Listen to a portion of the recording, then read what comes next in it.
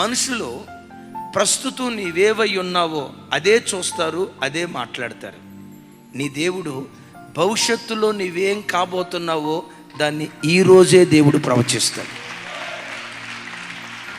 భవిష్యత్తులో నీవేం కాబోతున్నావో, నీ పిల్లలు ఏం కాబోతున్నారో, భవిష్యత్తులో కాబోయే స్థితిని నేడే దేవుడు ప్రవచిస్తాడు. పరాక్రమము కలిగిన బలాఢ్యుడా గిద్యోను అని పిలిచినప్పుడు గిద్యోను పరాక్రమవంతుడా పిరికోడా?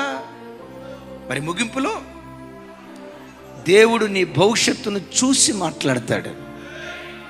ఆయన అబ్రాహాం, కానీ అబ్రాహామును చూసి ఏమని పేరు పెట్టుకోమన్నాడు? అబ్రహాము అని పేరు పెట్టుకోమన్నాడు. అబ్రహాం అనే పేరు కొన్ని అర్థం ఏంటో తెలుసా? జనములకు తండ్రి. పక్కంటోళ్ళు ఊరుకోయ్యా, జనములకు తండ్రి అట, జాతులకు తండ్రి అట, ఒక నలుసు కూడా లేకపోయే అని అనుండొచ్చు.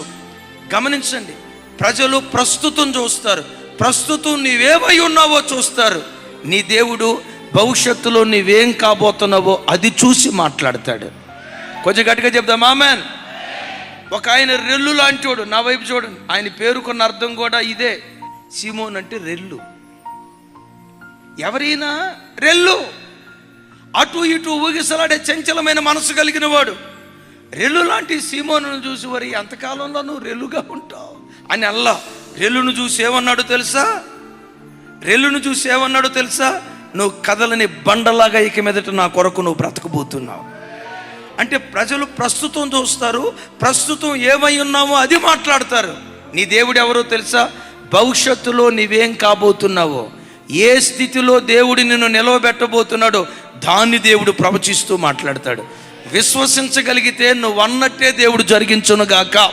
చప్పలు కొడుతూ స్తోత్రాలు చెప్తాం. నువ్వు పిరిగిదానివా? నేను చూసి అంటాడు, పరాక్రమవంతురాలివి నీవు. నువ్వు అపరిశుద్ధత కలిగిన దానివా? పరిశుద్ధుడా అని దేవుడు పిలుస్తాడు. ఓ 10 నిమిషాలు కూడా నేను ప్రార్థన చేయలేనయ్యా అని అంటే నా దేవుడు అంటాడు, నువ్వెవరివో తెలుసా? ఈ తరపు మోషేవి, ఈ తరపు ఏలియావి, ఈ తరపు బాప్తిస్మమిచ్చే యోహానువి. గంటల తరబడి నా సన్నిధిలో ప్రార్థించే ప్రార్థనా పరుడుగా నువ్వు మార్చబడబోతున్నావు. ప్రజలు అంటారు, ఇది వెర్రోడ్రా, ఇది వెర్రిదిరా అని అంటే నా దేవుడు ఏమంటాడు తెలుసా?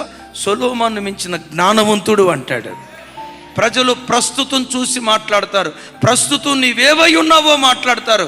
నేను ఆరాధించే దేవుడు భవిష్యత్తులో నీవేం కాబోతున్నావో, నీ దేవుడు నేను ఏ స్థితిలో నిలవబెట్టబోతున్నాడో భవిష్యత్తును ప్రవచిస్తూ మాట్లాడతాడు. చప్పలు కొడుతూ దేవునికి స్తోత్రాలు చెప్దాం.